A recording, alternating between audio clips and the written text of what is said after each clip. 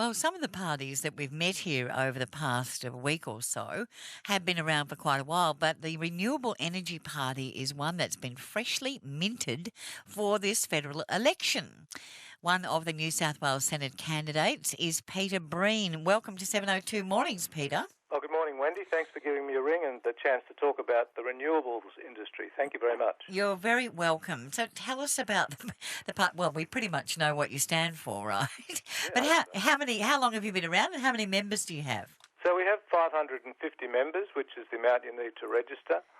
We were formerly the Human Rights Party, and it kind of evolved into renewable energy when we felt that the government wasn't doing enough about renewables, and so we decided to emphasise the right for people to live in a clean and safe environment, and that's really the basis of our party. You were a former independent member for New South Wales Parliament in the Legislative Council. That's right, yes. Back in, I left in 2007, and I've become more and more involved in renewables and the opportunities available, and it was just a logical thing to do, really.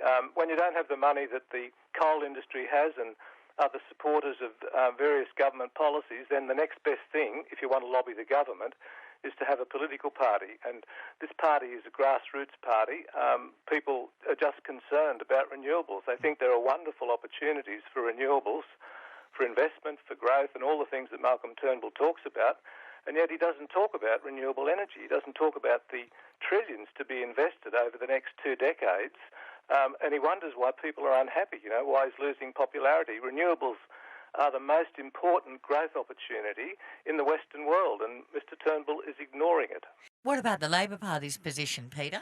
Well, the Labor Party, like the government, has reduced the renewable energy target. So we're on track, at the moment. I think 10% of our renewables target is on track, and the rest of it is hopeless. Like, the government just doesn't understand that we have to invest money and grow in renewables and not be advocating Adani coal mines, which is what George Brandis did this morning. I mean, it's just living in the past, We have to have a plan to transition from the coal industry to renewables, to wind and solar. Wind and solar are free, We should be getting it free. We shouldn't be paying $1,000 a year to be connected to the grid. It just doesn't make sense.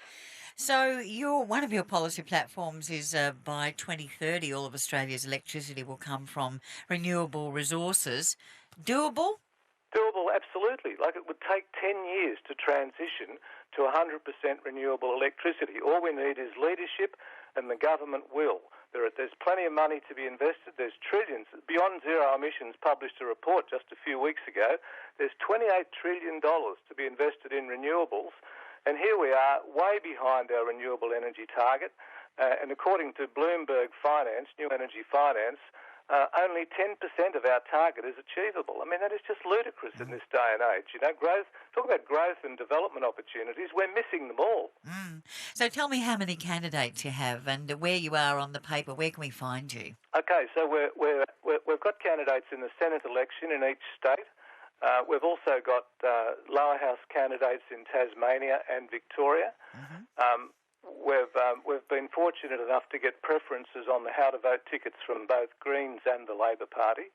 So we'll be there on the how to votes that people pick up, and if they follow the Labor or the Greens how to vote, they'll see the Renewable Energy Party.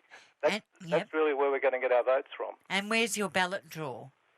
In New South Wales, unfortunately, we got second last, but it's better than last time. In 2007, I got last. So I'm hoping that people will read backwards when they do their voting and see us down there at the end of the ballot paper. All right. Well, thank you very much for that, Peter. Okay, Wendy, thank you. All the best with it. Opportunity to talk to you. You're very, very welcome. Peter Breen is the founder and New South Wales Senate candidate of the Renewable Energy Party. There you go.